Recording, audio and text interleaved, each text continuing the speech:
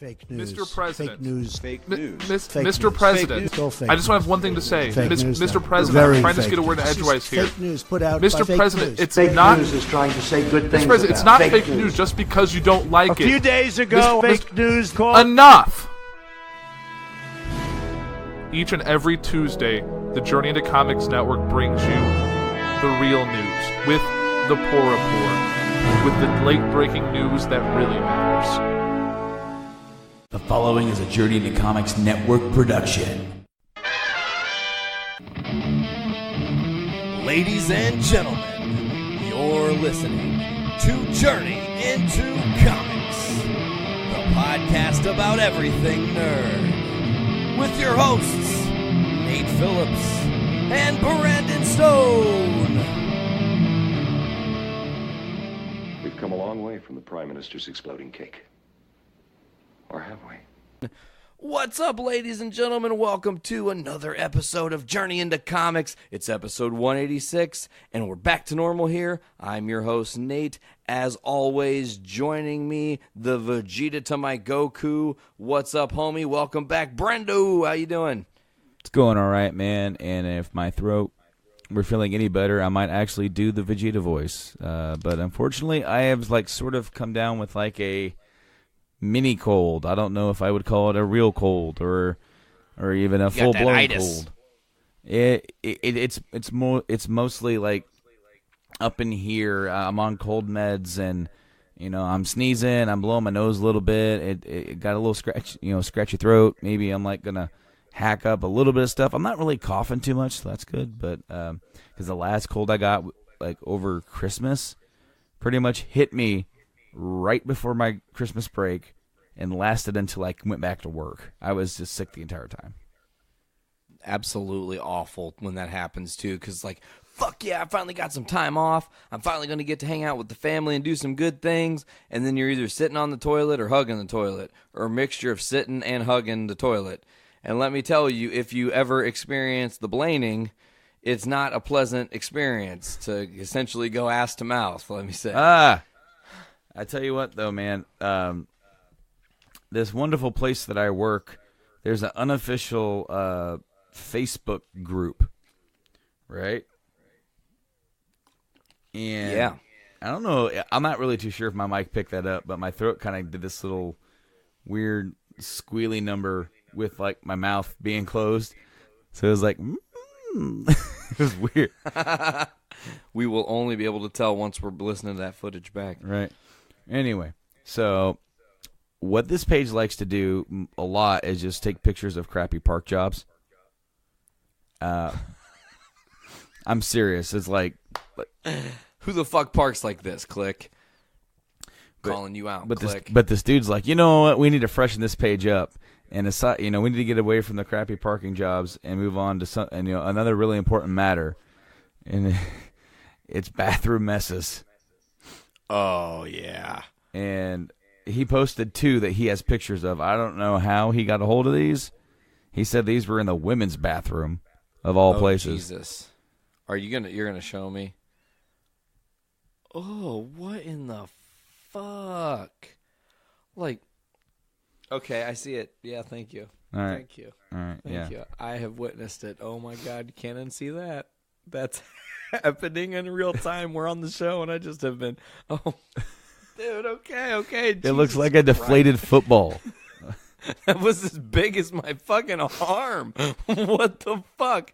How does that come out of a person? Dude. I'm very confused and concerned. This dude commented, he goes, "It's time for Turdzilla." This thing looks like a, oh man, you almost made me puke on air, by the way. Like a kielbasa sausage. Oh God. Oh, dude. Oh, God damn it, Brando. Oh. He's trying to make me puke on air, folks. I'm serious. That one got my gag. Oh! I won't look, because I will puke. No, you don't want to. Oh my gosh. Dude, the pants are still there. What? They left their pants. It was so bad. Oh. I'm seriously, like, so on the verge of ralphing now. Okay. It is not even. All right, here. Don't show me. No. Don't show me. I'm not showing you it. I'm showing you what somebody posted. some dude looking like he's about ready to ralph. Dude, no. I'm not gonna show you this one because it's not just like poop humor. It's just like this dude needs to go see a doctor. Oh. Yeah, no, it's pretty bad. I left his pants and everything. This person's like maybe he sneezed. Oh my God, that's disgusting. This is happening at your job? Yeah, apparently. Oh my Lord. But what would you do if you walked into any of that in real time? Would you just puke all over and cry and shit yourself and run away and like no? start If I jerking off all at saw once? Something like that, it more than likely would be like, oh, and then I would turn and leave. Actually, okay, fine. I have a story. I don't typically tell poo-poo stories because it's not my jam. It is a little low brow for me, but that's okay. I was working at Office Max back in the day. Yeah. And you clean the bathrooms in the end of the night. And this is all I'm going to say. It literally looked like somebody's arm was severed off like fucking Game of Thrones style, sticking out of the toilet. And it was just pure shit. Someone's bowels. I mean, dude. It was gigantic. Oh my God! Yes. I didn't know what to do. I called my manager on the thing. And I swear to God said, dude, I can't. That's on you. Because I will puke. Even now. Baby, I mean, it was an arm, dude. It was a poop arm. Oh, no. Oh, man. God, welcome back to the podcast, Brando. We were away for a whopping 1 episode. Yeah, honestly, I think that's the first episode that neither one of us have done. It absolutely is the first time neither of us have appeared on our own show. And it was also, I mean, there were like so many firsts during Fool's Week. We should first of all get into it. Sometimes I'm stupid, Brando, and I have really crazy ideas. And I don't know why, but the idea of just like taking all of our hosts and jumbling them up and throwing them on the wrong show for an episode and letting them just... I don't know. I guess in my head, the thought was like, the only thing that can happen out of this is for them to create something that's outside of their normal show that's going to give them an opportunity to kind of take a break. It'll give them something fun and different to do. And ultimately, it'll be kind of an experiment on what other things can be done with shows. You know, other ideas can come up just by creating and doing things differently. But we did this really weird thing where I took names, put them in cups, and drew the names out of the cups and went side by side to different positions on different shows. Of course, this was done at a time that literature did not exist and Tyler was not included in the network at all. So when we decided this, and we picked this early on, like December, maybe even November. It had been a while when we decided this was the plan for April. But it was really crazy because, long story short, TLDR, that's too long, didn't read. It went off without a hitch, I thought, almost, pretty much. Yeah, pretty much. There is something that I will admit. I almost was pretty hesitant about Game Addicts being a part of it because I had never missed an episode of that. Yeah. I had 74 straight episodes of a show. And after, this is well after we'd already decided it. And even after it was already done, I was like, oh, man, the streak is ended. Did you feel like The Undertaker at WrestleMania 30? Where, concussed and unable to stand? I more meant forcibly penned to the ground and not given an opportunity to let your streak continue. Well, he wasn't forced. He agreed to it. Fair enough. I mean, he's like, yeah. I mean, heck, I honestly don't think that he held that thing as sacred as anybody else did. He was just like, okay, I guess. If you want me to win, sure. I'm not going to say no to a win. Well, I mean, I guarantee you he's the kind of guy that walks in and goes, what we doing, boss? Mm-hmm. Really? Okay. Yep. And then, like, if he really disagrees to it, I guarantee you he speaks up. All this and more on Journey into Wrestling. You can hear that Right. later. Or actually, you've actually already heard it. Isn't that weird and confusing? Timey-wimey. Yeah, a little bit. Yeah, actually, it is. But, no, I really don't think that he wanted it to end 22. He wanted Angle to end it at 22.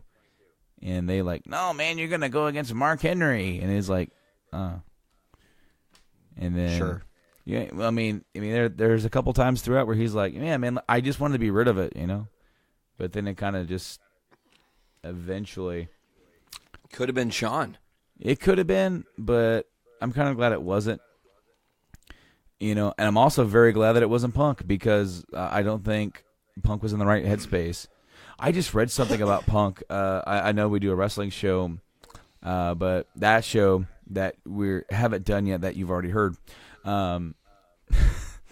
Timey-wimey. it's going to focus a lot on just like, the WrestleMania weekend. We're not really going to talk about a lot of random stuff. Paul Heyman did an interview recently, and CM Punk got brought up. And he revealed in an interview that Punk has completely checked out of wrestling mode. 100%. He's like, done it. I'm done. Not going back. I mean, at this age, he's got another fight. Punk has a fight coming up at UFC 225 in Chicago. He's going to be fighting Michael Jackson. That's the guy's name? I think so. Wow. That's twist of fate. Dude, I read that and I started laughing. That's speaking of UFC news, this is very interesting. They've got a card that's coming up. Well, by the time our listeners have heard this, it already happened Saturday. But did you hear about this Conor McGregor thing? Yeah, he threw like what are the like a dolly? Like he threw a dolly through the window of a fucking tour bus that had fighters on it and hurt one of the fighters badly enough he might not fight this weekend. And then Gregor got arrested and charged with assault. This morning, yep, that happened. Well, that would be Friday morning for you folks, timey-wimey and stuff. Don't want to sound like we're late to the game. Anyways, so Fool's Week happened, Brando. We had Dick and Nick do our show. That was a interesting, very weird but good episode of JIC where they talked a lot about a lot of nerdy things that we typically don't get down on, but they also did talk about stuff that we get down on. So it was good there. Overall, though, how did you feel about this Fool's Week that we did? Should we do this again annually? We'll see. Let's kind of wait and see where things are lying maybe towards the end of this year. And we'll pose the question again amongst the hosts and everything to see if it's something that they wouldn't mind doing. Because I don't want to say yes too far in advance. I'll be honest with you. I've heard none of it because I don't listen to our stuff. I have too many podcasts. I have 24 podcasts in my feed, and I don't listen to a lot of our own stuff. Yeah, because I'm always playing catch up. Damn, so you haven't even heard the totally unique intro for Game Addicts? Nope. Wow. Nope. Because that's something I don't do. I don't listen to my own show because I've already done it. So it's like, well, this time you didn't. Yeah, that time I did not. So no, I haven't actually heard anything from Fool's Week, and that's not saying I wouldn't listen to it. I just, man, You're buried under podcasts. Well, I don't even think about downloading our own stuff because it's like Okay, they did a show. Okay, they did a show. Okay, they did a show. Okay, they did, they do a show.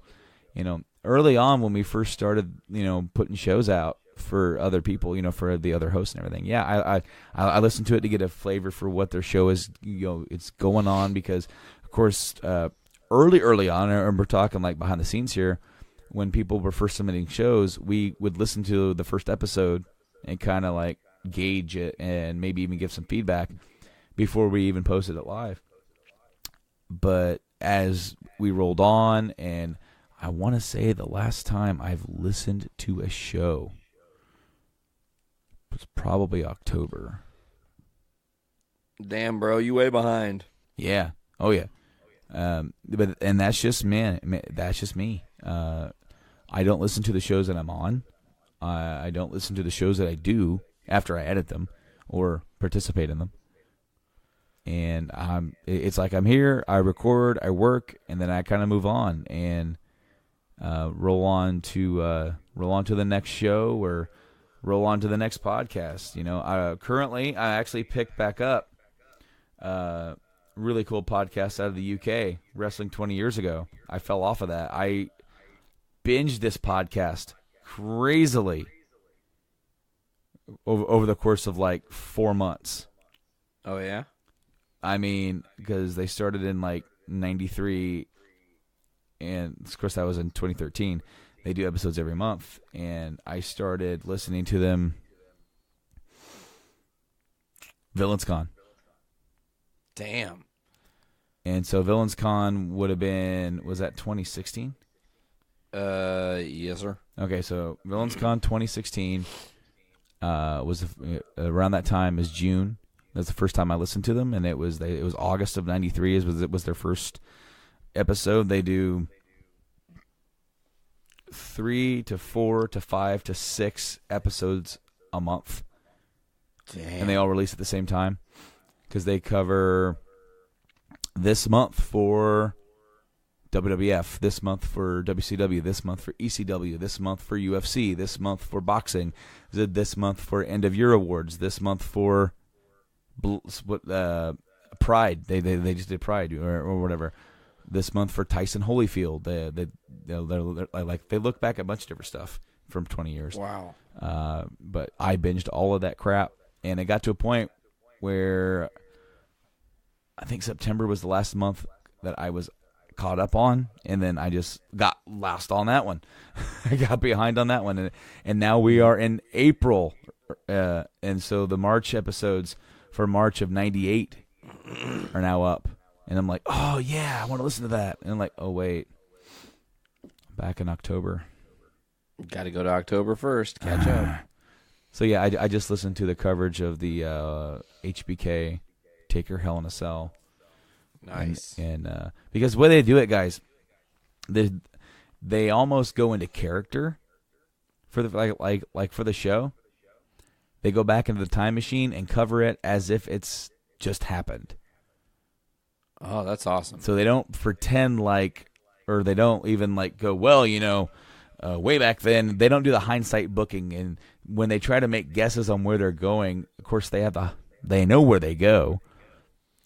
But they try to come up. Say, well, what could they have also done? Well, they don't even pose it like that. They pose it of what should they do or what are they going to do, and you try to come up with even though you know exactly where they've gone, and that is you can say that's something that they could do, but you also try to come up with some few other things.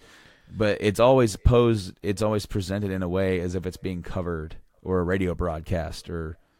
I also like the way that it seemed. The dude always has one or two people on to discuss and review, and sometimes there's a break in it where he does a pre-recorded TV results where it's him. Sweet. It's him reading the results with the music from the theme show in the background. It's really cool sounding, but it's obvious that he does that separately from the discussions from the other two. Dudes. There was one dude on there, and it took me several episodes to be able to understand him. Oh, damn. He's a very thick accent. I don't know if it's Scottish some sort of Irish. I don't know. No accent. It's from New Orleans. No. Where? New Orleans, Big Easy. Yeah, New Orleans. Big Easy. Big Easy.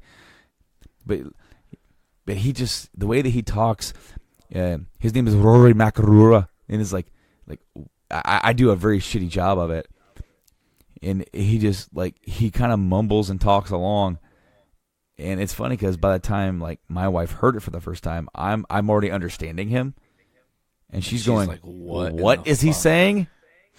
She's like, I can't understand him. I'm like, you get used to it. But no, dude, I started listening to that. I'm just going to do a quick shout out to some of the shows I have on here. ENC's Pod of Awesomeness, Fat Man on Batman. Love Fat Man on Batman. Going in Raw. Of course, did you know the Bob and Tom Something to show, Wrestle? Yeah, Something to Wrestle, of course. I was going to get there, but the Bob and Tom show posts some stuff on here every once in a while.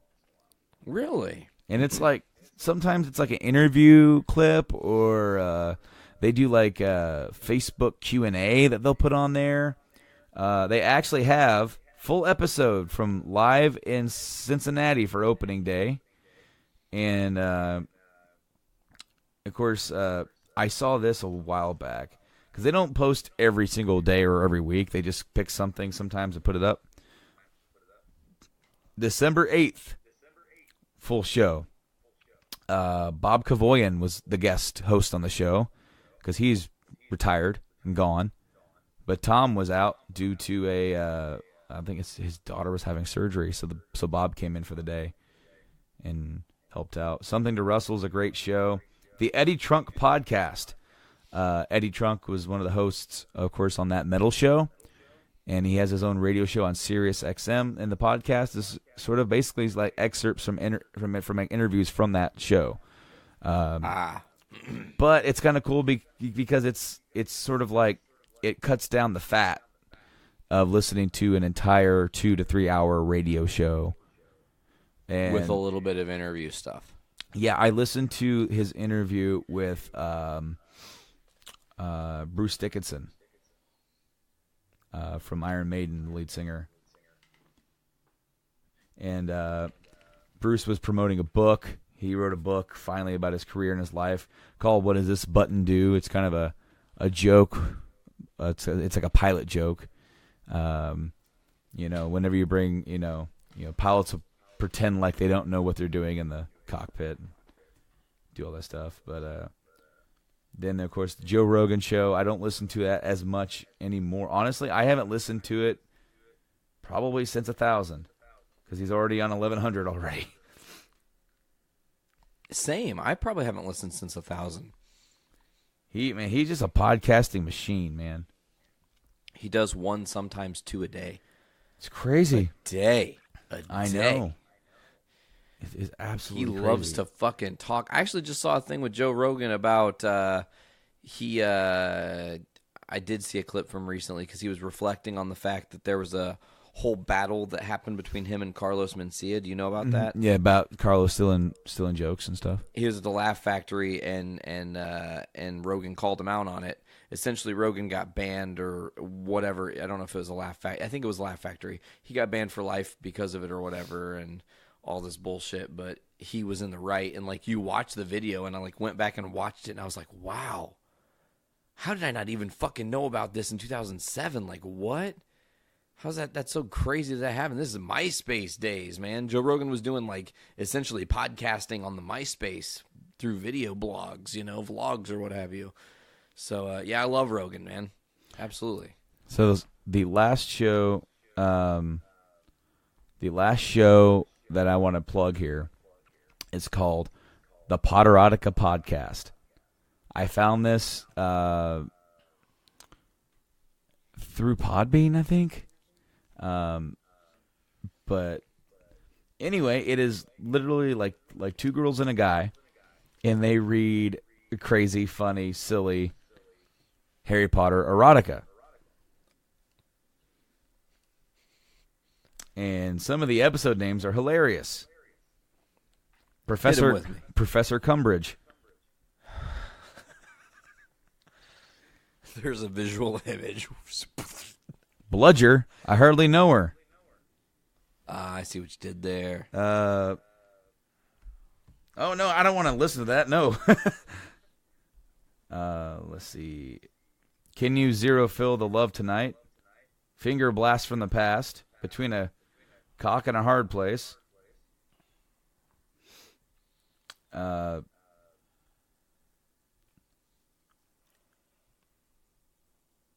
Pregnant pause. Ron's tiny problem. Oh, Jesus. I know. Wolf Star of David. I heard that Ron's a micro pianist. Thruple trouble. Hey. Happy butt Halloween. Gross. Masturbation managed. Okay. Give a dog a boner.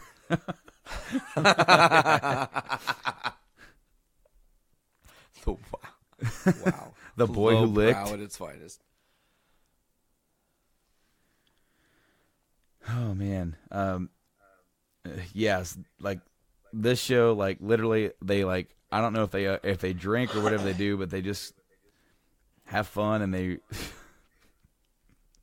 prolongus ejaculus.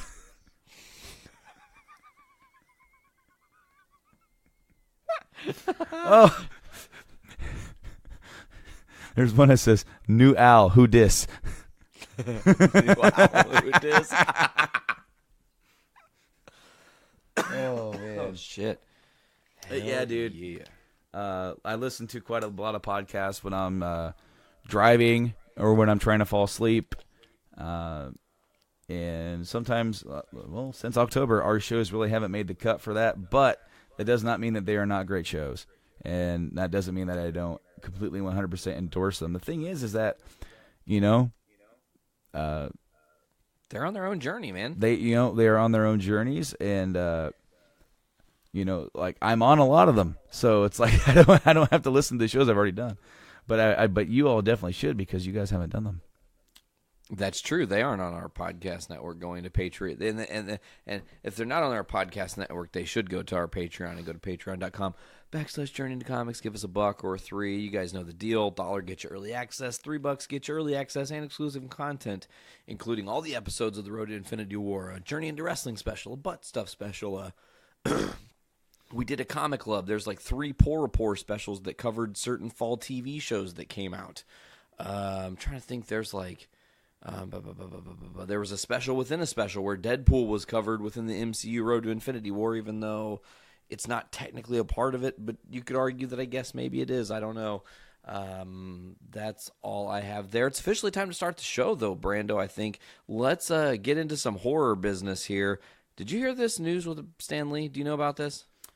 You sent me the link, and like the headline made me raise an eyebrow, and I figured I would just wait to let you like say it because I'm like, what?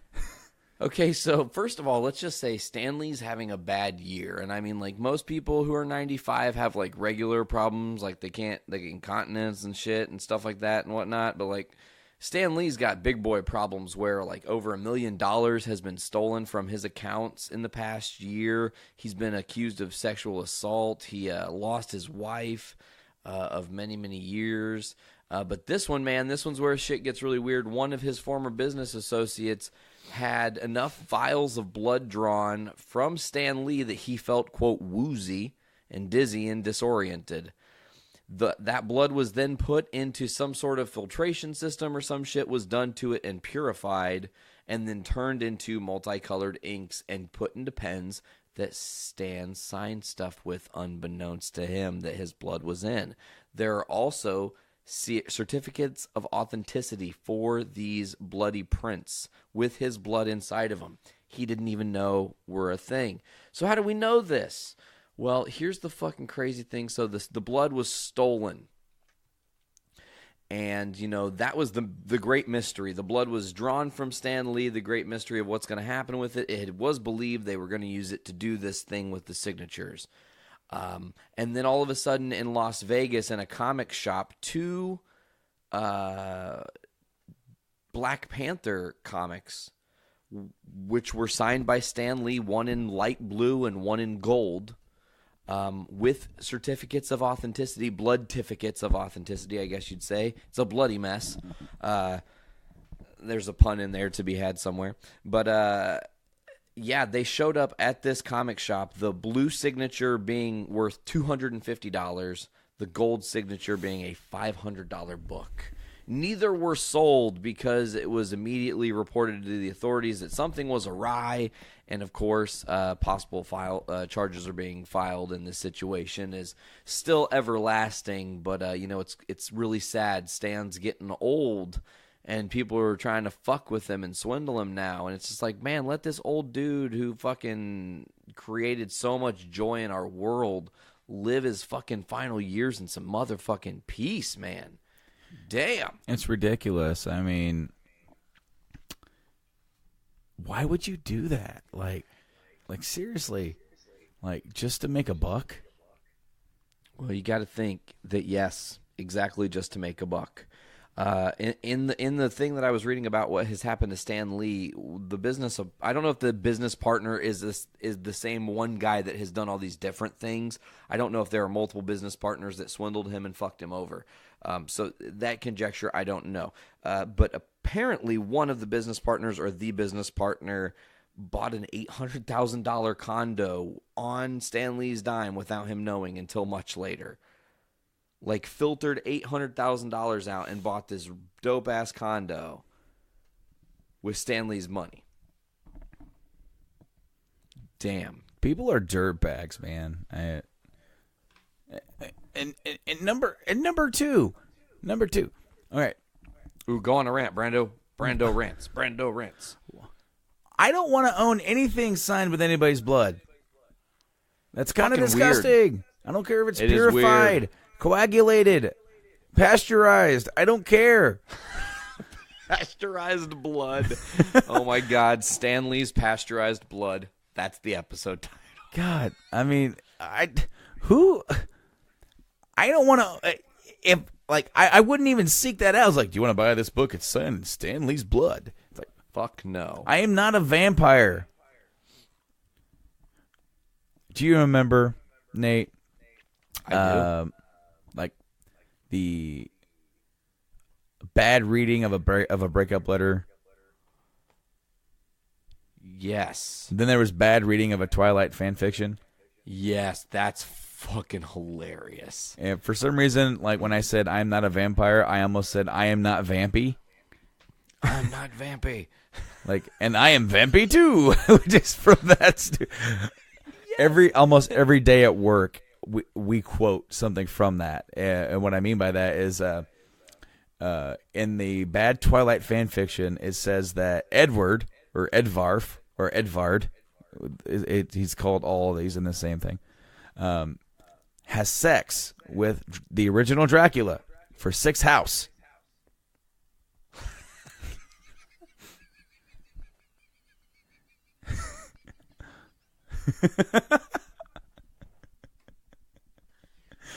For 6 house?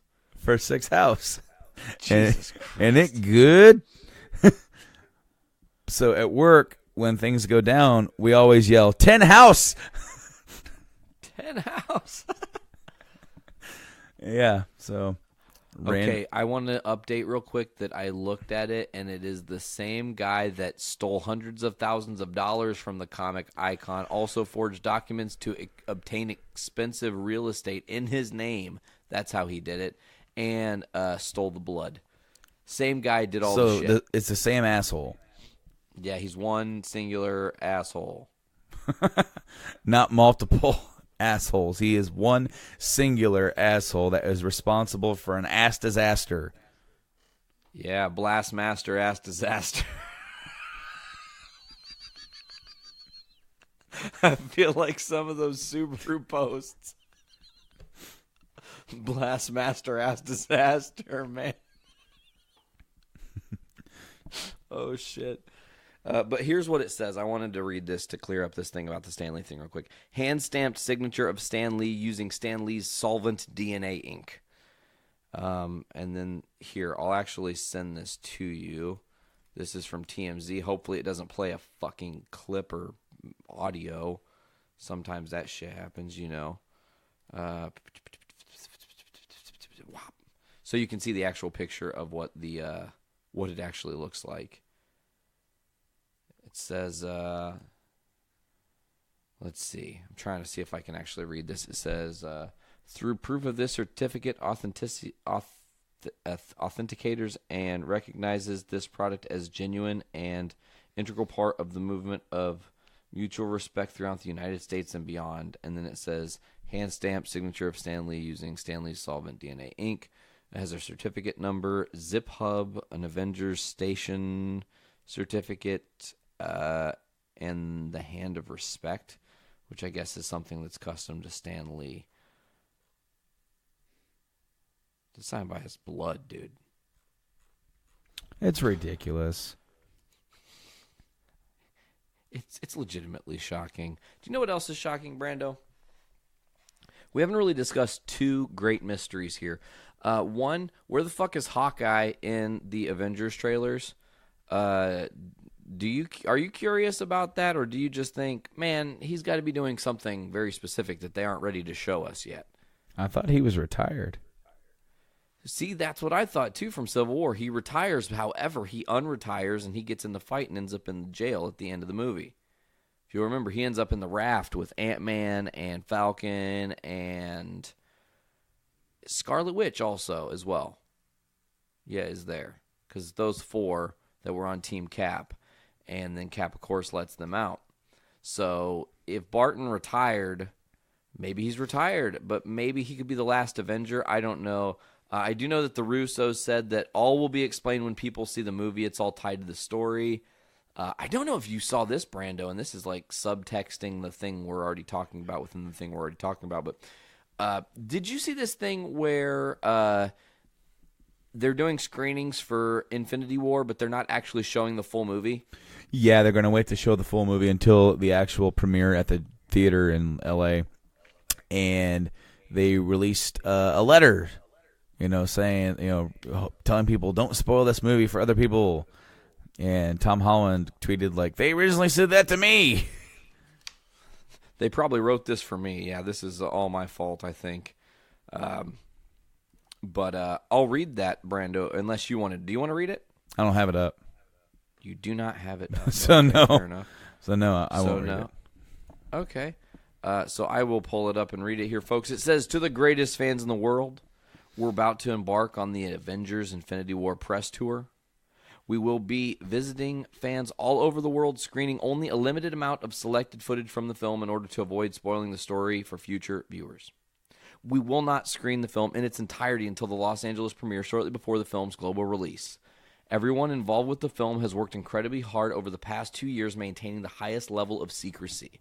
Only a handful of people know its true plot. What we're asking here is that when you see Infinity War in the coming months, that you maintain the same level of secrecy so that all fans can have an equal experience when they watch it for the first time. Don't spoil it for others the same way you wouldn't want it spoiled for you. Good luck and happy viewing. The Russo brothers.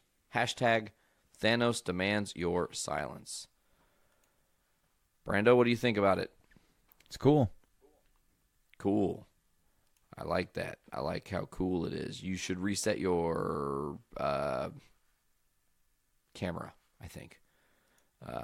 However, I want to say that Funny or Die also, well, they actually unfiltered the letter that the Russos wrote and actually shared the first draft of that letter to the world.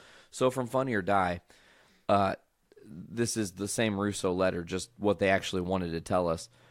To the biggest group of assholes in the world, we're about to drop this new Avengers shit right on your grill. Worldwide, baby, and we're working really hard on this fucking thing. Look at the credits after all 17 necessary mid-credit scenes. There's like 100 million special effects people who haven't seen their kids in years because they were rendering Thor's pubes. All we ask of you, godless sons of bitches, is to just not ruin this movie for folks who don't want to see it right at midnight because they don't want to sit next to people like you. because a lot of you smell like Thor's pubes. So please don't jump on the internet and spoil it, even though we know you will, because that's all you have in your miserable existence. Suck dicks in the rain, the Russo brothers. Hashtag Thanos demands Thor's pubes. So yeah, they made that letter, and I love it. I'm very hopeful that moving forward, we do stay spoiler-free. I know, like I said, I'm still going to go see it Thursday at midnight, so I don't have any opportunity to be spoiled. However, I mean, I feel like fans have been really good as of late, Brando. No one fucking really spoiled Last Jedi. No one really spoiled fucking Force Awakens. I feel like the epidemic of spoiling these big movies people are anticipating has actually gone away pretty good. I feel like people are good enough to not, like, let that shit get shared and shut that shit down pretty fast, you know? Yeah, I mean, I guess Solo is getting a screening at Cannes Film Festival, so it's going to be seen a few days early. And also, not to go off topic, but Ron Howard has said we're getting another Solo trailer. Ooh. You almost bet it drops with Infinity War. Yeah, that's exactly what I was saying. And you almost went into a Yoda there. New trailer, you say? Solo, you speak.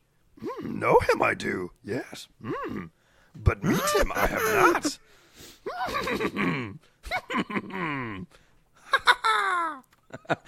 You know? Like. Love Yoda, I do. Speak upon him, I will. Avengers Infinity War Theater standee gives first look at Iron Spider arms. Okay, I'm done with that. Anyways, Brando, yeah, we finally got our first look at the Iron Spider arms in action. Well, not really in action, in standee mode. It's pretty cool. It confirms it, man. And I feel like when we've been seeing in the first trailers of Infinity War, when we first saw that trailer and you see Spidey standing tall for the first time, you know, on that spinning Q ship. Yeah. I feel like that the Iron Spider legs are out in that scene, and they've been photoshopped out specifically to save, because they want people to actually experience that as close to the film's release as possible without it being in early footage. You know, I don't know. I think it'd be a cool way for Parker to climb that son of a bitch, you know? Yeah. Having those arms like extra attached to the sides and trying to lift him. I know that from the few things that people have seen, I don't know if you saw this or not, but somebody has recently talked about what they thought about what they got to see when they saw a little screening for Infinity War. And I want to share that person's thoughts with you. This is a fan reaction at Joe, Dotie, that's Joe Dottie. We saw 24 minutes of Avengers Infinity War today, and now we just want to watch it all. It's funny, the action is epic, and the villains look spectacular. Plus, goatees, Groot, and the sneak peek is more quotable than most feature-length films. Damn. Marvel fans are in for an amazing treat is the final hashtag with a fist bump.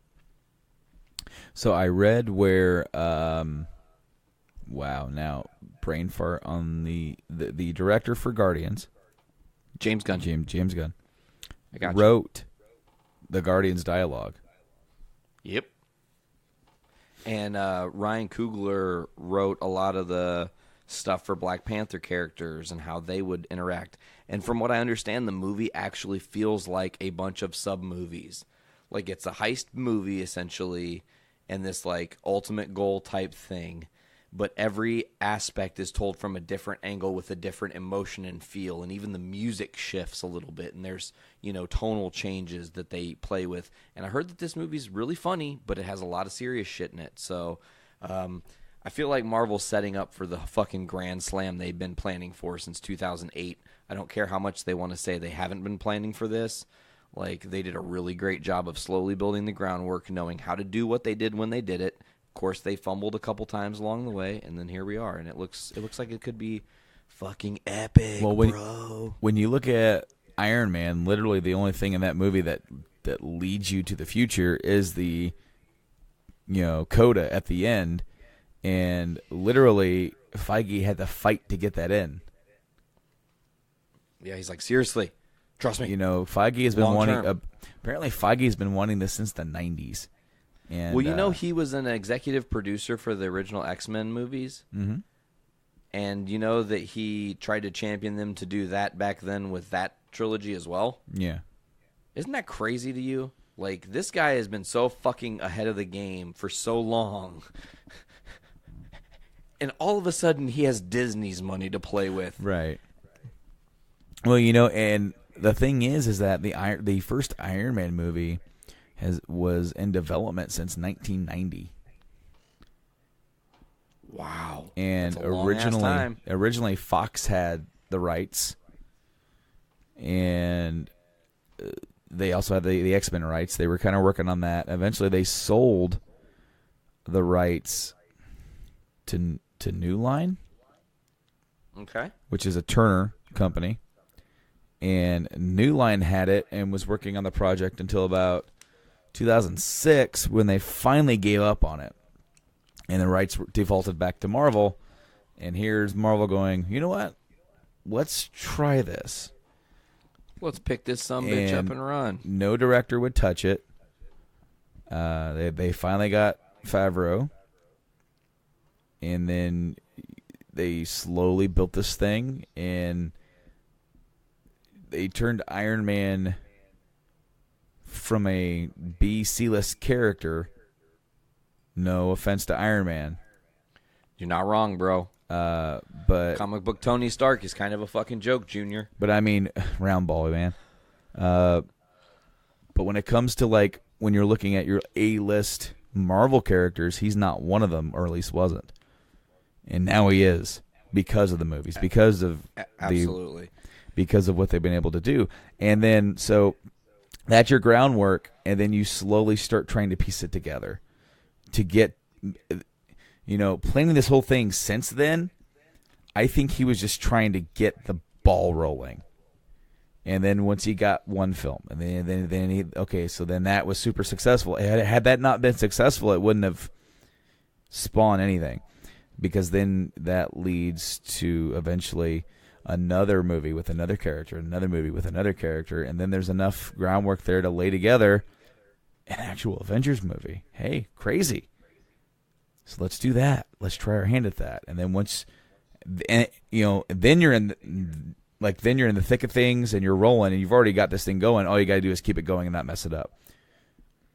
They almost messed it up, man. Well, a couple times. A little bit of phase 2 there coming out of the Avengers. You could have had, I mean, really coming out of the Avengers, you had the dipping point in the MCU with Iron Man 3 and Thor: The Dark World, but then it ramped right back up with Winter Soldier. So, you saw the poster, the new poster? Yeah. Did you see the new poster with all the faces and shit, and there's the Avengers symbol in the middle? Yeah. They had like hid a bunch of IMAX logos in the flames and shit, and you can find those, and it's just like, because you see more with IMAX, you know, so they're like hyping the more thing. Also, though, by the A, you can faintly make out a character that has yet to be seen in anything else, and I'm fucking almost 100%. It is either legit Janet Van Dyne or Ant-Man.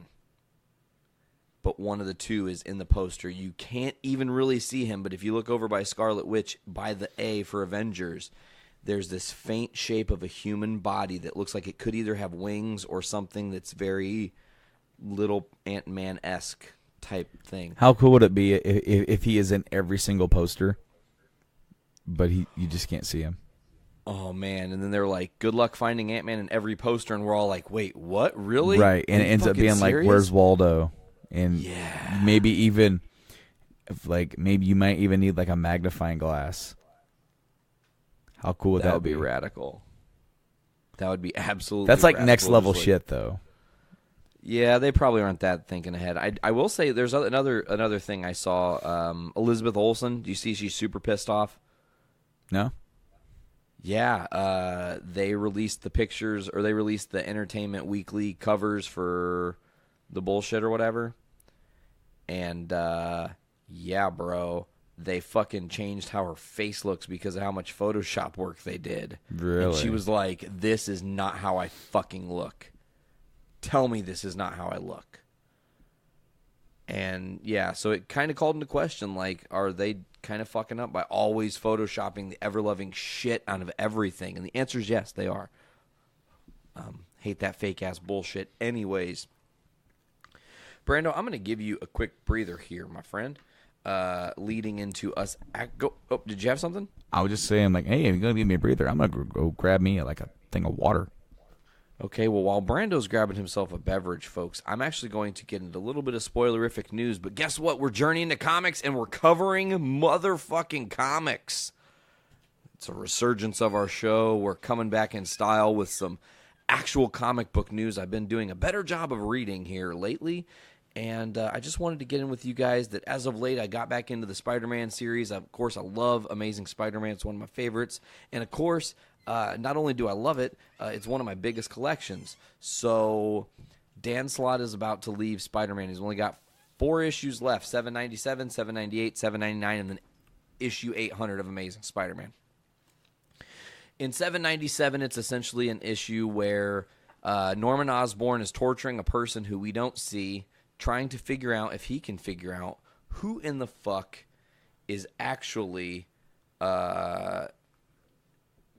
who actually is Spider-Man, because Norman doesn't know. He can't remember, right?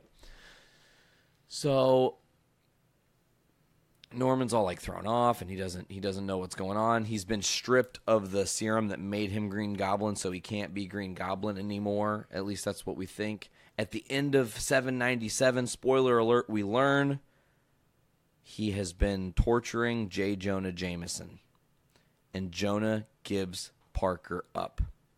He doesn't mean to, but he says one too many things, and Norman figures it out, and he pieces it together, and it's all too late. So the issue 798 happens, and it's a fucking kick in the balls right out of the gate. Parker is at the Daily Bugle, and there has been some stuff stolen from Alchemex, and it's this precious metal that's dangerous. And Parker's like, oh, we could just use the radar. We can just use the radar system on top of the Daily Bugle that we do, or the Daily Bugle, on top of the Daily Bugle. I was like, Superman? Wait, are we fucking daily double here? But yeah. So he's like, okay, so if we use that, and then they're like, oh, well, the metal is coming towards us at like an extreme rate of speed. What the fuck? And just as that happens, boom, Green Goblin smashes into the Daily Bugle and says, you guys have to give him up. I know that Spider-Man's somewhere, blah, blah, blah. And it's kind of a long game here. So essentially what happens is Parker escapes, goes and becomes Spidey. He comes back, and the metal is about to blow. Green Goblin has set the metal to explode. And Parker creates a shield around the metal. He creates a shield around himself, and the thing explodes. What we see next is Norman Osborn impaled. He's dying. It's very similar to how he died back in issue 122 of Amazing Spider-Man when he was impaled by his own glider. However, this time he's impaled on metal that's in the building. He kind of looks a little bit like Deadpool in the Deadpool movie. And Parker's like, I'm so sorry I couldn't save you, Norman. Like I'm sorry I didn't save you. This is all my fault. I'm sorry. And Norman starts laughing. And boom, out of fucking nowhere, his blood starts coagulating and changing and wraps around Norman, and he becomes Red Goblin because he has the Carnage symbiote on him, and it's fueling him. And now he's unstoppable, and that's like one of the last pages you see in Amazing Spider-Man 798. And then it's get ready for one of the last 2 issues here, because 799 is not too far away, and then 800 is the finale of this, where we're going to see where Dan Slott puts Spidey in the future. Very uncertain of what they're going to do, but I'm looking forward to it. Brando, welcome back to the show. Glad to be back here. And, of course, let's add to the Spider-Man talk with a new game coming out for PS4, exclusive to the PS4. Spider-Man will be released on September 7th of this year and will include playable Mary Jane. Run, tell that. I'm going to get that. Absolutely. I'm going to be picking this game up day one. There's 3 editions available. Your regular standard fare, digital deluxe, and then the collector's edition, which comes with a statue that's going to be revealed this summer. Oh, they haven't revealed the statue yet. But you are going to get some unlockable content. No microtransactions in this game. And when you buy the collector's edition or the digital deluxe, you do get access to the 3 expandable DLCs called Spider-Man: The City That Never Sleeps. That was also me accidentally sending you a thumbs up. I was trying to look at the rundown and I sent you a thumbs up. I'm so excited for the Spider-Man game. It looks absolutely phenomenal. I love that they're introducing Mr. Negative into a bigger role. The duality of that character is really cool.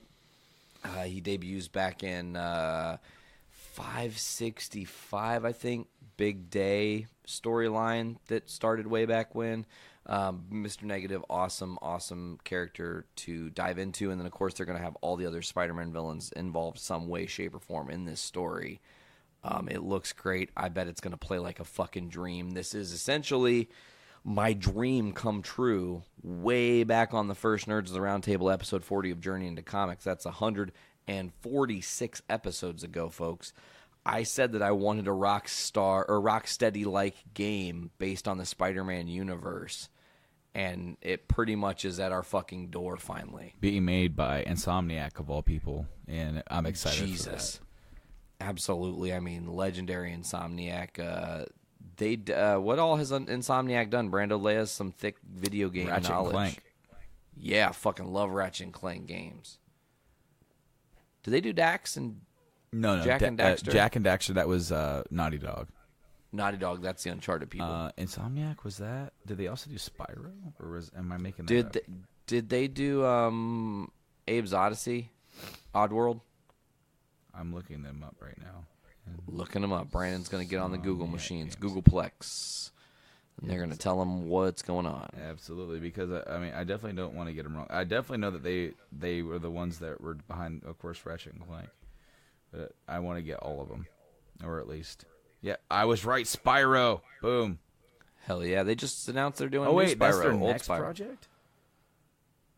Yeah. They just announced that. So it wasn't their... Was that their first one? Yeah, okay, they did the old ones. They did the old Spyros. They did Ratchet and Clank. And then the Resistance trilogy. And then they've done a bunch of other stuff. Fruit Fusion. Sunset Overdrive for the Xbox One. They did that one. Cool. That title reminds me a lot of like a Dreamcast era type game. Like your big arcadey... mixing rollerblading with crazy action. We're on Spidey talk. I guess we can just throw it down, Brando. There's more kind of Spider-Man news, I guess, based on the movie world. Big rumor on who's playing somebody. Oh, yes. Woody Harrelson? That's a fucking amazing possibility. Yeah, that is crazy. If that is true, I'm instantly intrigued. Because, Woody Harrelson's an awesome actor, and he can definitely play crazy. He might be a little old for this version, but I think it could still work. Maybe it wouldn't be exactly the maniacal type Carnage that we're used to, but maybe a more cerebral, insane. I don't know, man. My thing is this. Think about Woody Harrelson as a person, and you don't have to have him dialed up to 11 and also do all the action-y bits. He can dial up to 11, and once Carnage comes out to play, it's going to be a dude in a suit, CGI'd to shit, because it has to be to look right. So Woody Harrelson's going to turn into the voice. They're going to modulate his voice and make it all fucking crazy, and then at that point, he's mostly a voice actor. So think about Woody Harrelson as a dude who's in prison, who's unhappy. He's kind of gone crazy because he's unhappy and he's all fucking psychotic, and then is given this gift of the symbiote. I almost thought you were going to say because he's in prison, because he's unhappy, and he gets the symbiote because he's unhappy. I thought you were going to keep the unhappy thing just going. Everything he gets, he's still unhappy. He gets a new wife, he's still unhappy. He got a new car, still unhappy. Won the fucking lotto, still unhappy. That's just a sad ass story. Okay. Anyways, so yeah, that's what we got. I'm super excited for the possibilities of Woody Harrelson being Carnage. That's going to be great. So that is the bomb.kiggitycom. And Brando, let's move into some other comic booky news. One that you actually have probably read. Yeah, I actually had time to read. Well, I had to try and squeeze the last one in because, well, didn't have access to it, did I? It didn't show up when it should have. No, but it ran into the nick of time. So we're going to be talking about the Doomsday Clock, issue number 4. Yeah. And, of course, this issue, guys, it's all about the origin of the new Rorschach. Yeah, it is. And I love it.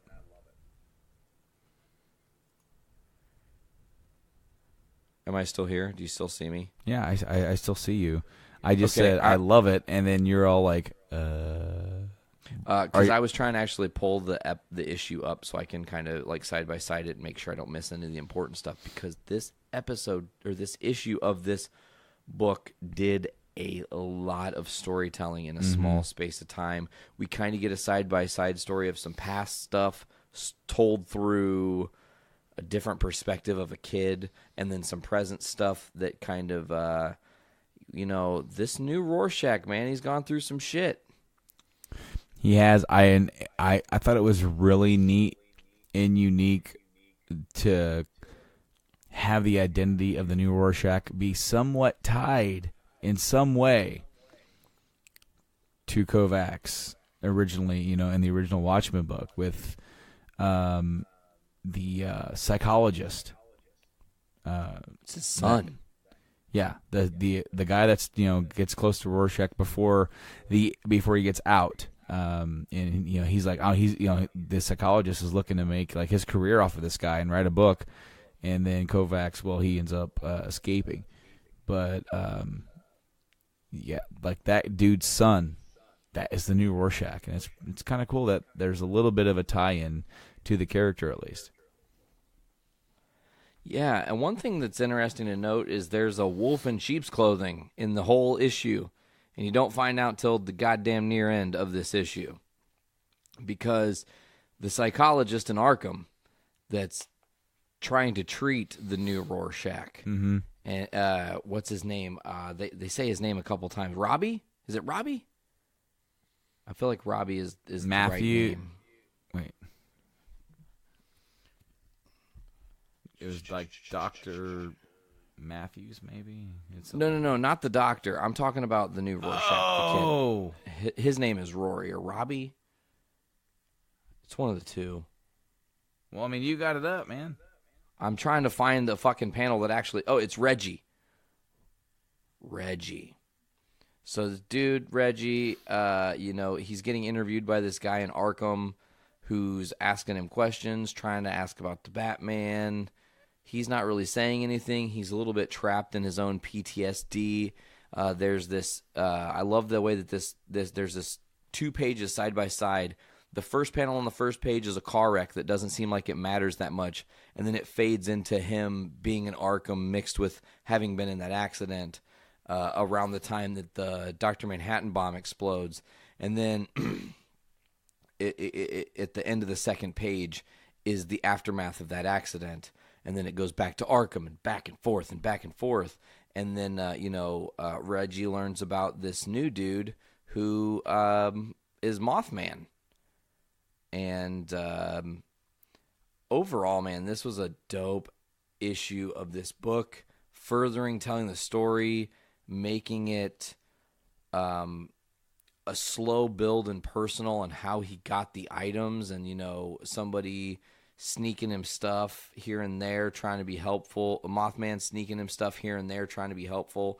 Eventually gives him the Rorschach mask. And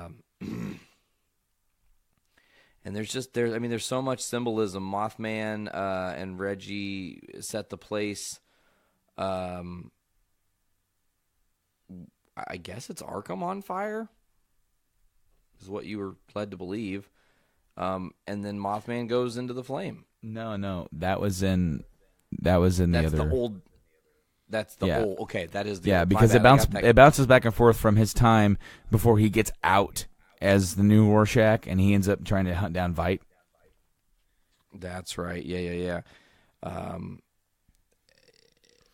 Eventually, he does hunt him down. Mm-hmm.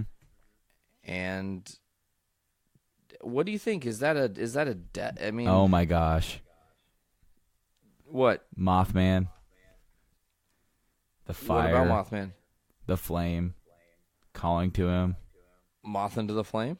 Yeah, Metallica. but it's still just the Turner phrase, like of course he's drawn to the fire. I see it, he says, See what, Byron? What do you see? Didn't understand, because you didn't need to understand, Mr. New Rorschach. And then, of course, the first time he holds the mask is after Mothman is dead. I love when he's holding the mask, and then the next panel on the next page is like the ship kind of breaking through like the ice, and like the first panel kind of looks like part of the Rorschach mask, but it's actually like the broken up ice. I like it. Yeah, I really love good that art. And then, of course, he ends up going to Veidt's place. Do you think Does he kill him, or is this like he starts to kill him and then he doesn't actually go through? No. He doesn't kill Veidt, because Veidt is, if you remember, Veidt is the one who has brought him to this to Gotham. That's right. I'm all backwards. Because Veidt says that he has a problem. He's got I'm gonna ruin this. Glioblastoma, like growing on his frontal lobe, and unfortunately, the only person I trust to operate on something like this is myself. And what Veidt also says, he goes, "So you want to like kill me, then do it. Make the world cheer in celebration, Rorschach. I wanted them to see a monster, but I am the monster. Oh God, what have I done? I'm sorry. I saw the light too late." And then this Rorschach is feeling a sense of remorse and pain from him.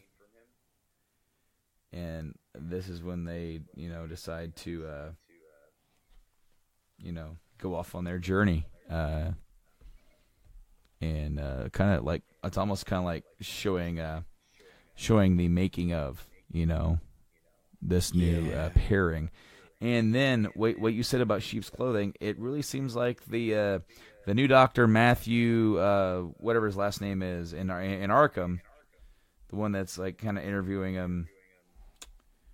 There, I saw the name and I scrolled right past it. My son of a gun. Here he is. Here's the dude, Matthew Mason. Well, we see the mask and his stuff sitting on the table, which right in front of Batman and Alfred. So, is it Alfred? No, I think it was Bruce. You think it was Bruce? It says, "Yes, you certainly did, Master Wayne. As I stated, I wouldn't have left someone like him alone in Arkham. He knows too much, and we didn't know enough." So you actually think it was Bruce? Yeah, oh yeah, for sure. Bruce wanted to keep a close eye on him and see what he did in this situation, what he would say. Is he crazy? Is he calm? Only he would know firsthand what this guy was like, because, like he's going to send Alfred into Arkham. That would be a travesty. Gone wrong. I do like how the book opens with the pancakes that Alfred made for him and a few issues back, and then the next play is like the potato slop from the prison that he's just getting thrown. And it looks like in like the third panel that we've got Abraham Lincoln just hanging out in the background, waiting to get his slop of potatoes. Wait, what? I'm going there now. Oh, I do see Abe Lincoln. Holy shit, that guy looks like Abraham fucking Lincoln straight up. And then also kind of Zebra Man, whatever. Yeah. And then the guy on the very, very like far left almost kind of looks like the ventriloquist. Yeah, absolutely. Definitely. Or could be, probably more the ventriloquist than Calendar Man. But love this issue of The this Mr. book. Freeze cameo, too. Yes, in the second panel. It's like in the hallway, of- and then like Reggie's kind of getting beat up a little bit, and then you see Freeze looking at. He's holding the. Was that the flower? Or? He's the flower of the little thing of Nora. Yeah.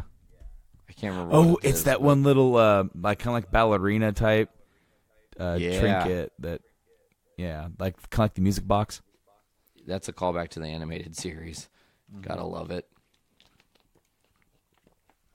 But yeah, man, this book is awesome. It obviously ends with, let's see, I love this last, but what is light? Different for everyone, but everyone looking. See what we want to see, no matter how small or big we are. And it looked like maybe this last time the bug really dug disappeared the issue. instead of dying. Does that mean that we are about to see in the next issue the first official appearance of Manhattan, like in more than a cameo role? Like, I feel like that seems like a total possibility for me, is that this, all of a sudden bug zap that ends with, oh, wait, hold on. I guess I can't fucking tell. Damn it.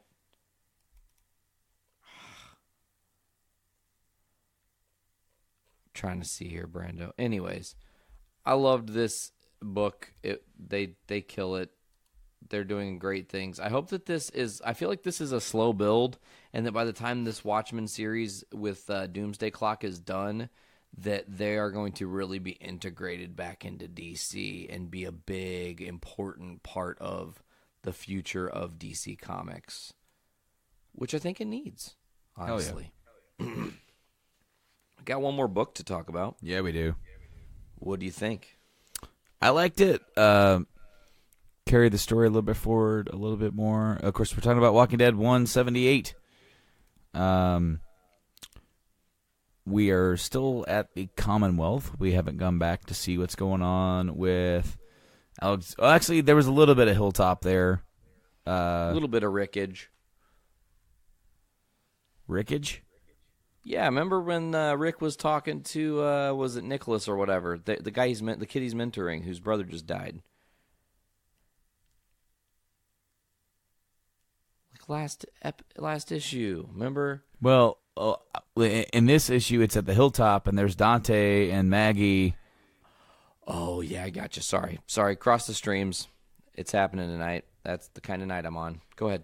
Yeah, like a little bit of Hilltop. It's when Sophia freaks out and calls She's very Maggie a pissed off. whore. Your mother was a whore, you egg-sucking dog. My brother Adrian hit me in the face with a shovel.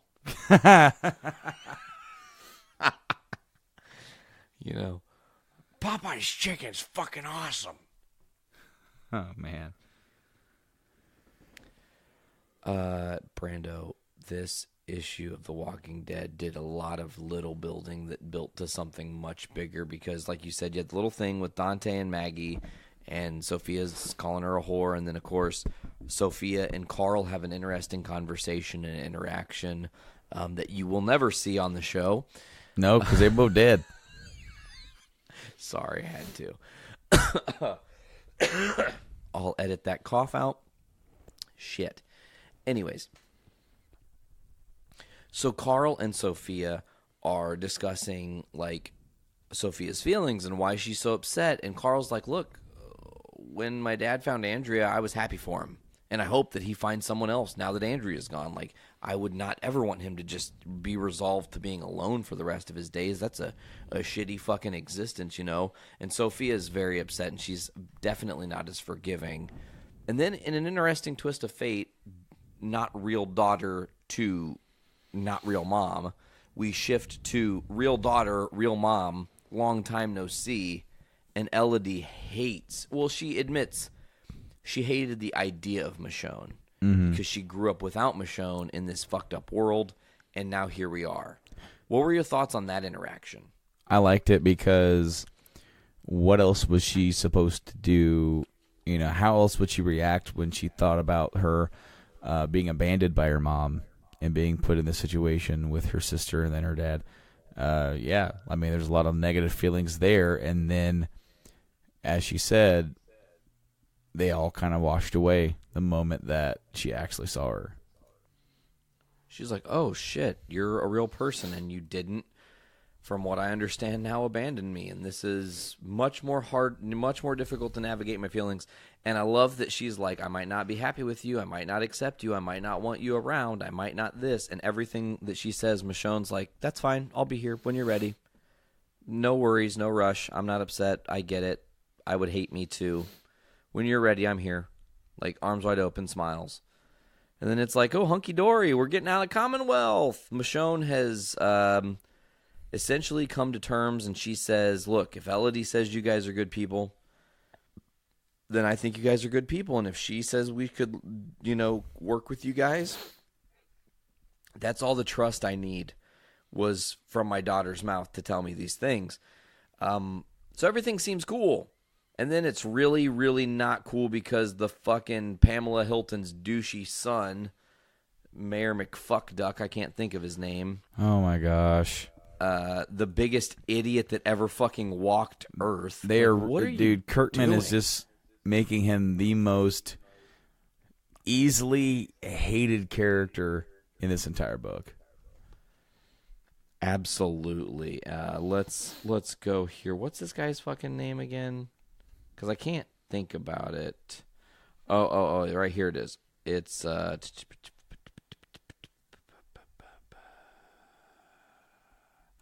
Governor Milton's son, Sebastian. And Sebastian comes on to Yumiko. Of course, Yumiko and Magna are in a relationship together. You're right. And not at all interested in the kind of sausage that Sebastian is slinging. So she says, I'd rather not. He's like, I know you're new here, but I promise to make a much better ally than an enemy. He's trying to be all fucking perverse and pushy like some men are. Of course, Magna sees this and says, no, fucking get your hands off my girl. And Sebastian pushes her, which is like, holy fuck moment. Because now Magna's on the floor, and who steps up to the plate, Brando, but the queen herself, the princess. I know she's not a queen if she's a princess. I get how that sounded wrong, but the princess herself. Hey, you big meanie, what the heck is your problem? And she pulls her spear on them, and then of course he's like, do something, but they don't really want to. And then I love that Princess is like, you guys are gonna make me put my goggles down, aren't you? And Michonne's like, seriously, don't do this. Like, let's not go there. And she's like, too late, already going there. And she starts beating the shit out of all these guards. And she takes them almost all out, except for Mercer, who is very pissed off. And a little bit bummed out that he has to deal with Sebastian's dumb fucking bullshit again. And Sebastian's like, arrest them, and Officer Mercer. And he's like, even the ones that were standing around not doing anything. Michonne's trying to converse with Mercer, like, this is a misunderstanding. This guy assaulted some shit. She doesn't realize what Michonne in this panel doesn't realize is that Mercer already hates Sebastian. That's actually how the book starts, is Sebastian and one of his cronies talking about taking out Mercer. Mercer and one of his dudes. Sorry, Mercer and one of his dudes, not Sebastian, one of his dudes. Mercer and one of his dudes are discussing, and Siddiq, of course, hears and plays cool. But, Elodie gets smacked in the fucking mouth by Sebastian, man. Whoa. And in one fell swoop, Michonne went for the sword, and then Elodie stopped her. That's not going to sit well, Brando. The thing is that this fucking kid wouldn't last a day out there by himself. Oh, not at all. He's already proven to be totally incompetent in that regard when we first met up with him. So, I mean, this is a class like a representation of a complete piece of shit. And he's going to end up causing more trouble than what he's worth. Absolutely. He's the rotten egg in the bunch. I feel like he is very much that spoiled brat who has no idea the consequences of his actions. So when this really starts to roll out, when shit really gets going, I feel like Michonne's not going to let this go. Like, as soon as she just saw her daughter disrespected, she's like, okay, next time he does it, I'm cutting his fucking head off, and there's no questions about that. Like, Michonne is not happy, and she's, of course, still a killing machine, so don't poke the bear is all I have to say. But I don't like that Elodie says, let it go. It's important we know our place. And it's like, ooh, that sounds very Woodbury, old school governor style. You know, like everybody has law and order and rules, and there's a certain way everything is done because of order and government and law and whatnot. But I have no idea where they go from here, Brando, ultimately. I'm hoping the next issue takes us back, and I want to see what Negan's up to. Haven't seen him since 175? Yeah. 170? But, we may not see him. Well, maybe 174. That was the issue that was just to himself, I think. Yeah. So we may not see him for quite a while. I'm going to look up the cover for 179 just because I'm curious, George, and interested in what it looks like, if it has anything that's worth noting. Interesting. What are you? New World Order 5 of 6. And it's a dude with a ponytail and Michonne's sword on his back. Interesting. I will say that there's this artist, Bill, I can't think of his last name, but he's pretty good. He's so good, actually, that he is doing these special, like, almost quasi-super realistic covers in conjunction with the New World Order of major characters in The Walking Dead's history. So he did Rick, he's done Michonne, I think he's done Negan, he'll do the Governor, Andrea, and Carl are the ones that they're going to be doing. I might be wrong on at least one of those folks, because there are also people that have been making fake-ass ones, so some people get excited and go, oh, it's Bill. Wow, Bill Sainkielwis. I fucked that up. I can't say his last name, folks. I'm just being honest right now. That's the humble truth. Brando, you been watching the show? Yes, I have. And what do you think? I'm loving it so far. Even though, as I said before, the whole Carl thing threw me for a loop. Didn't like it. I am enjoying seeing their version of All Out War kind of come to a close. The whole attack on Hilltop was awesome, especially with the tainted weapons. Train of our existence rolling in, so perfect timing. Only one so far. I wish the train of our existence ran between Alexandria and the Hilltop. Shit would get done a lot faster. Right? Hey, man, that's actually not a bad idea. But I also love the stuff with Negan in the last episode with Jadis. That was amazing. That's some intense fucking acting for both of them. I liked that. I like that a lot.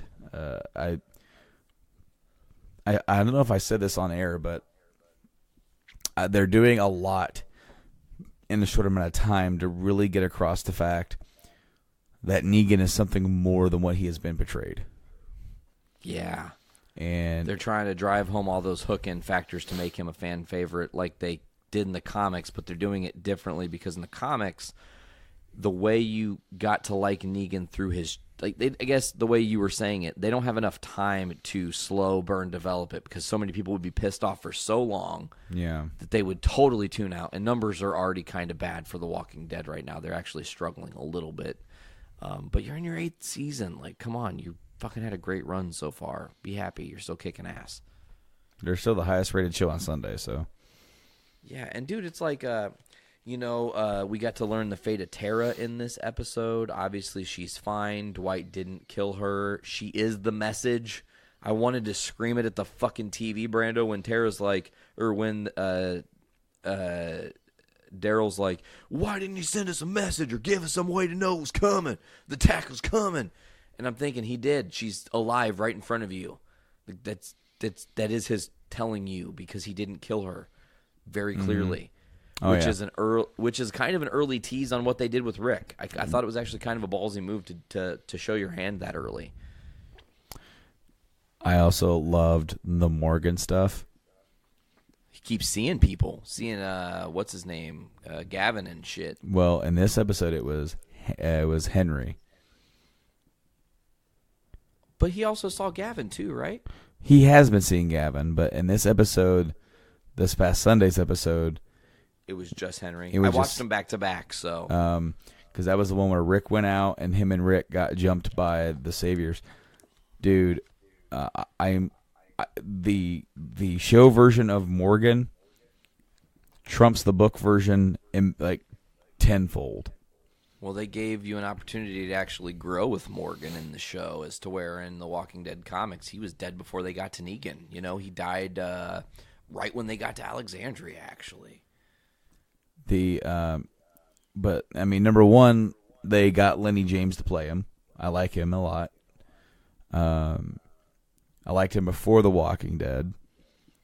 Hashtag Jericho. Yes. So he's great, as always. He's great in everything I've ever seen him in. But they do this nice character arc, and Carol like pretty much spelled it out. You know, with the arc that we saw her go down, and her go so far gone, and her to be like, I don't want anything to do with anybody. I'm too dangerous. You know, I'm a psychopath. And then getting brought back in, and her finding her new self. And then her coming to the realization of, you know, maybe it's not all lost. And even if I lose what I have now, I could find that again sometime, maybe. And the thing with Morgan is that when we first meet up with him again in season 3, he's gone, you know, completely insane. And then somewhere along the lines when we meet him next, he's okay and kind of a monk and not killing anybody. But the moment he gets involved in this war, starts killing people again, he starts going back to the old Morgan, slowly losing himself. And I loved when Rick meets up with him, and therefore Rick has like, it's me, it's Rick, you know me. And then the first thing Morgan says is, I ain't right. I ain't right. I love that. I ain't right. I ain't right. And Rick's like, let's go back. He goes, I ain't going back. You know, I'm going to find them and I'm going to kill them. There's another thing in this episode that really, really drove it home, and that's that Rick has not yet read the letter from Carl yet. No, he hasn't brought himself to it. Of course, Michonne has finally brought herself to do it. We do see her doing that in the episode. Yeah. Struggling to get through it and have a lot of words. Rick does, of course, by the end of the episode, start reading it. At least we're led to believe he's read it or is reading it. I thought they were going to like do the cheesy voiceover dub like, Dad, this is your boy Carl speaking, you know. I know you're really sad right now. I already know what it says. Oh, shit. You already know what it says? Mm-hmm. Fuck. What the fuck? What? It was revealed on comicbook.com. And oh, shit. So what I'm going to do, if I can, in a timely fashion, you're going to look that up?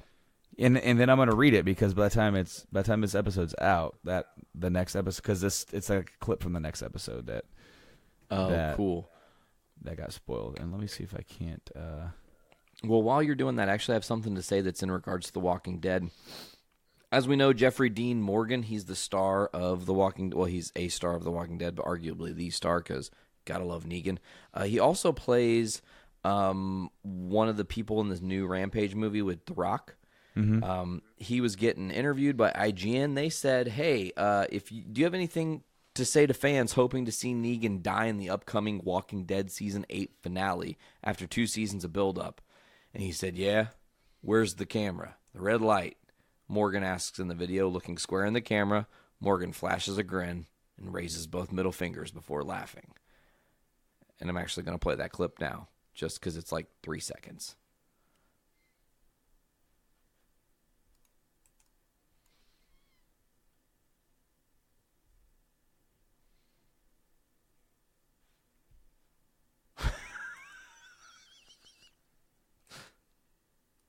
He literally just fucking, yeah, where's the camera? Where's the red light? Flips off the camera. Like, Negan ain't gonna die, fools. Come on now. Sorry, folks, if you heard on my end, there might have been just a little bit of a weird little, like, you heard nothing for a second, like a split second. I was trying to make sure that, like, if I click on one of these, that it's not going to start playing a video, if you know what I mean. And all of a sudden fucking be annoying. Yeah, well, while you're still looking for that and trying to make sure you get yourself set up, you let me know when you're ready. Here's something that's been resolved within our own episode. Hawkeye has been found. Where's he been? At a Cartier party in San Francisco. Actually, Jason Momoa shared a picture on his Instagram Friday with his wife and Marvel star Jeremy Renner. Of course, so that was a little bit of a joke, but yeah, still no Hawkeye, still no hope. We'll have to wait and see once that movie comes out. Brando, how's it going? You got that letter that Carl... I do have it up. However, I'm waiting because there's, as always, a video that's going to play. Oh, yeah, you know it. And girl, you know it. Girl, you know it. Girl, you know it. Girl, you know... Milli Vanilli. And I'm just, like, That's where my waiting brain because I goes. don't want to scroll down to start reading and then just have this blow out. Yeah. Okay, thankfully... Colon blow. Thankfully, I think it's on mute. Yeah. All right, so if I do that... All right, that'll pause it. That way it won't come up. So now, let me go down here. So Carl's letter opens with him reminiscing about his 8th birthday and Aunt Evie. He remembers his mother, Lori, remembers his school and going to the movies, and Friday night pizza, cartoons, and Grandma and Grandpa, and church, those summer barbecues, and the kiddie pool you got me. Could have used that at the prison, the letter reads. You told me about the walks we take when I was 3. You holding my hand around the neighborhood all the way to Ross's farm. I didn't know that I remembered them, but I do, because I see the sun and the corn and the cow that walked up to the fence and looked me in the eye. You told me about all that stuff, but it isn't just that stuff. It's how I felt. Holding your hand, I felt happy and special. I felt safe. I thought growing up was about getting a job, maybe a family, being an adult, but growing up is making yourself and the people you love safe as you can, because things happen. They happened before. You were shot and things went bad. But before things went bad, kind of felt like things went bad because you were shot. I want to make you feel safe, Dad. I want to make you feel just like I felt when you held my hand. Just to feel that way for 5 minutes. I give anything to make you feel that way now. I wanted to kill Negan. I wish I did. Maybe it would have been done. I don't know. I don't think it's done now. You went out there again, but I don't think they surrendered. I don't think they will surrender. There are workers in there, Dad. They're just regular people, old people, young people, families. You don't want them to die, Dad. We're so close to starting everything over. And we have friends now. That it's that bigger world Jesus talked about, the kingdom, the hilltop. There's got to be more places, more people out there. A chance for everything to change and keep changing. Everyone giving everyone the opportunity to have a life, a real life. So if they won't end it, you have to. You have to give them a way out. You have to find peace with Negan. Find a way forward somehow. We don't have to forget what happened, but you can make sure that it won't happen again. That nobody has to live this way. that every life is worth something. Start everything over. Show everyone that they can be safe without killing. That they can feel safe again. That it can go back to being birthdays and schools and jobs and even Friday night pizza somehow. And walks with a dad and a 3-year-old holding hands. Make that come back. And go on with those walks with Judith. She'll remember them. I love you, Carl. Damn. Intense. Wonder how In they're this gonna episode, spin that. Go ahead. Huh? I was going to say, I wonder how they're going to spin that. I mean, well, obviously, people who are listening to our show now already know if they've watched the show. But I'm curious if they're going to do a full thing where Rick reads it, or if it's like overdubbed with Carl's voice, or if it's how they do it, internal monologue or whatever. I don't know. It's a great piece. But in the show, in the last episode, Rick went out with Morgan. Rick negotiated with the saviors after the one savior dude. I think his name, I can't remember his name. The one that didn't run. Just gonna call him that. And he goes, do me a favor and try not to kill. Don't kill. Try not to kill them all if you don't have to. Try to bring some of them back. Show them. They might have made a bad decision, but it doesn't have to be the decision they made. Right. It doesn't have to be their last. And so it seems like Rick is kind of doing that when he's like, we can take you back, because they're talking about the people who they hacked off some of their limbs because they got bit. And they're kind of in a bad place. There's a horde coming, a herd. And Rick's kind of saying, we can take you back, give you guys a chance at a new start. And literally some of the guys are like, okay, yeah, sure. And then the one long-haired dude that killed Henry's brother was all like, you're buying into this bullshit? We have Rick the Prick. Whatever mistakes we made and what losses we had will be forgiven if we bring him back to Negan. And Rick promises them that, I won't kill you. But when the herd comes in, they get untied. In the end, Nate, Rick and Morgan kill all of them. They needed to. They were blowing off some steam. But they were repressed. They had some shit to there's a moment. There's a moment here, Nate, that is very, very important. Visually, this show has always done a very good job of telling a visual story, and I picked up on this right away. When Rick asks Morgan, back then, you saved me. Why did you save me? I could have died on your front porch or on your doorstep. And Morgan eventually answers, because my kid was with me. And then Rick looks in the mirror, and it's shattered. And it's shattered on him. Like, the focal point of the shatteredness is like on his body. And he gazes, and he's bloody. He's beaten. He's broken. At the end of the episode, when he's back home, or back at the hilltop, in his room, cleaned up, having, washed off, and getting to go get that letter again, Carl's letter, he looks in the mirror again. And he's clean, unbroken. And it's visually telling the story of Rick seeing himself broken. It's him doing this deed, him killing these people, because one of those guys with his dying breath, like, why did you do it? You promised. I lied. We could have had something. We could have lived together after all this. Boom. Then he kills him. And then he's going to read this. And then the conflict is going to start within Rick again.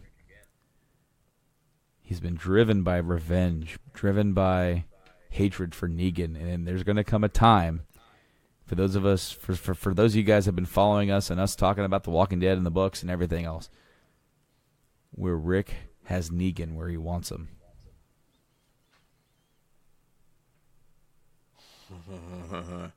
Yeah, I can't wait for that moment. So yeah, no, this show has got me back in and hooked. I think this season has been great for the most part. It's doing a great job, man. It's moving right along. If I could be honest with you, I feel like the second half is way more interesting than the first half. Absolutely agree with that. The first half was a lot more guns a-blazing. Let's go in there and kill some shit. Nate, there was a video I saw where it was a fan video where they used a song, clips from, this was actually from the first part of the season with Father Gabriel and Negan. Okay. And clips with Jeffrey Dean Morgan, and he was in a movie with Halle Berry where she is like his wife, and then he cheats on her, and then she gets sick and dies. Oh, wow, that sounds familiar. They splice that in. Oh, shit. And it is awesome. Like, it works. It so works. Because there's even, like, the whole, like, him saying that he treated her like shit, that he cheated on her. And then there's the scenes from whatever movie that is. I don't remember exactly what it was. But him, like, begging her, you know. Even saying, I'm begging you, you know, please give me another chance. And then her in the hospital bed, and he's, like, saying, I need you. And then, of course, she dies. It was awesome. And that's a part of the Negan character that I love because, and I said this to somebody today when trying to describe the character, he's just as broken as anybody else in this universe.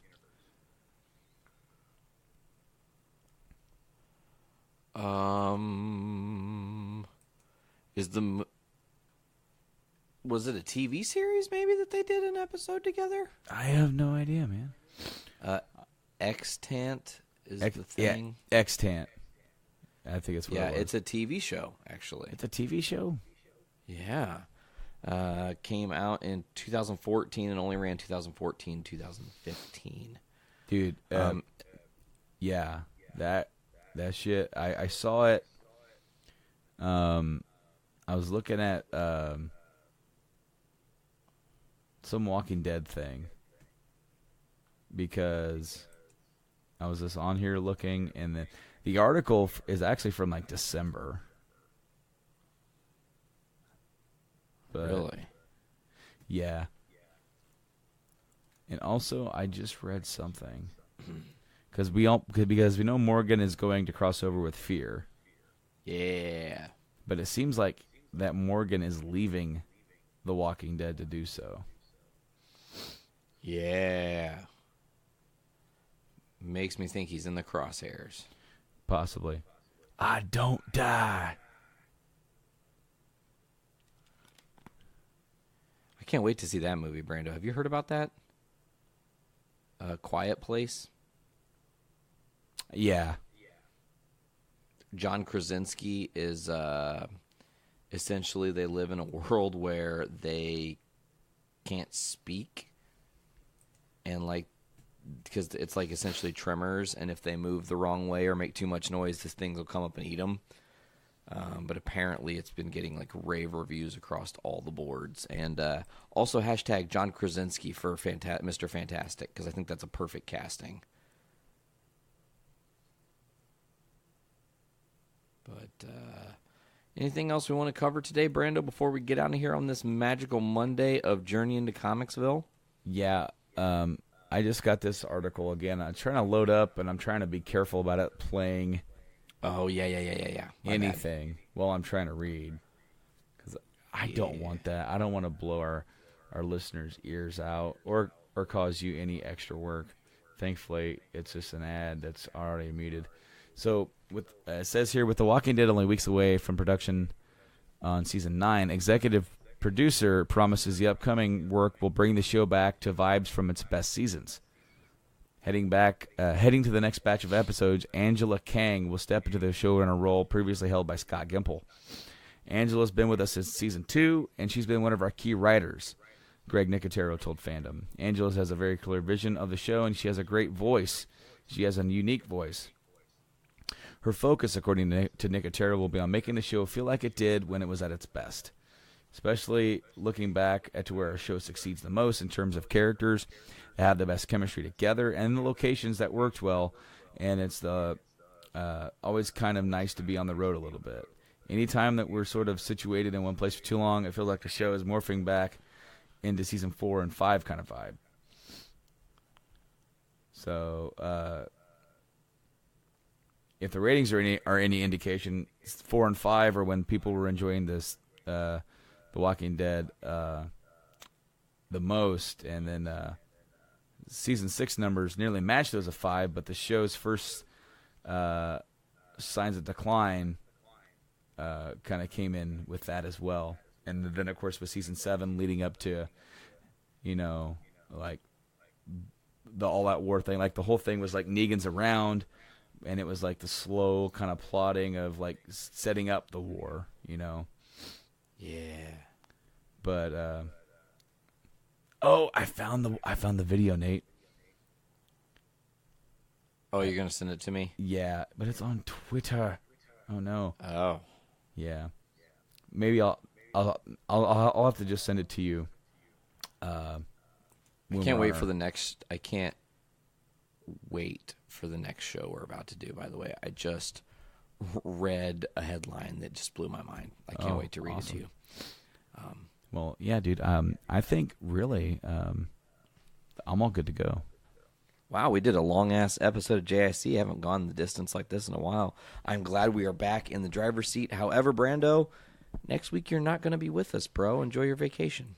I so certainly will, and I hope that whatever plans that you have sort of made to fill the void in my stead are well founded. All I know is there's a group of guys that create comic books that are putting out their 3rd issue of a comic we've backed for a couple now. Really? Issue 3 of Black Suit of Death is coming soon, and that Kickstarter is currently live. So maybe I will pull off a little bit of a shock and awe move and get those guys back on to discuss this. Absolutely do that, book. Man. That's awesome. Yeah, I saw yesterday. I love the Black Suit of Death. That's awesome. Absolutely. Those guys are great. Psychic Tacos for the win. They already know what our order is. Can't fail it. All right, Brando, I think that's going to do it. As always, folks, check us out on all the different social medias, whether it's Facebook, Instagram, Twitter, on YouTube, Journey into Comics for most things, Journey into Comics podcast if you can't find us, or Journey into Comics Network, JIC Network on Twitter. Obviously, check us out everywhere like iTunes, Podbean, Stitcher Radio, Google Play Music. Now we are on Spotify, and that includes our homeboys over at Game Addicts Podcast, where you can also get them at GameAddictsPodcast.com. You can also check out the main feed at JourneyIntoComics.com. Make sure to go to the Patreon, throw us $1 or $3, whether you want early access, exclusive content. We may be doing some restructuring to our Patreon in the near future, and maybe we'll be introducing some merch. Who knows? We have a lot of stuff in plan. But I think that's going to do it for this week's episode of Journey into Comics, episode 186. It was Stan Lee's something blood. I don't remember what I said it was going to be. Something. Polymorphic blood? I don't fucking Pasteurized. know. Pasteurized. Yeah, Stan Lee's Pasteurized blood. Fuck yeah. That's the episode title, folks. All right, well, thank you guys so much for tuning into this episode of Journey into Comics, as we are just now 14 weeks away from episode 200. As always, I'm Nate. I'm Brando. We'll see you guys later. Crack open them domes. Fill your brains with shit.